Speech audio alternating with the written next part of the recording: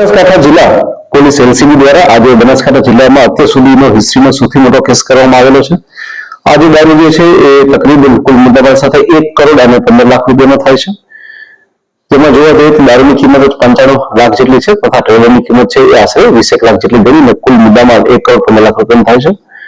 આપણે પણ જણાવો કે વિવેકમાં દારૂ ઘુસાડવા માટે જે અવનવા પેટાઓ રચી બુટલેગરો દ્વારા દારૂ ઘુસાડવામાં આવે છે એમાંના એક પેટા રૂપે કે જેમાં સિમેન્ટનું બંકર જેવું બનાવેલું જે બંધ બોડીનું જે ટ્રેલર હોય છે તેના મારફતે ગુજરાતમાં દારૂ ઘુસાડવામાં આવી રહ્યો હતો।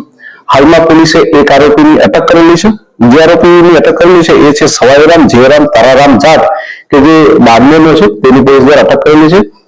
તથા આટલો મોટો ગુજરાતમાં જથ્થો જે મોકલનાર છે એ અનિલ પંડ્યા કરીને એક ખૂબ મોટો બુટલેગર છે કે જે રાજસ્થાનનો છે। પોલીસ દ્વારા તેનું પણ નામ ઓપન કરવામાં આવેલું છે।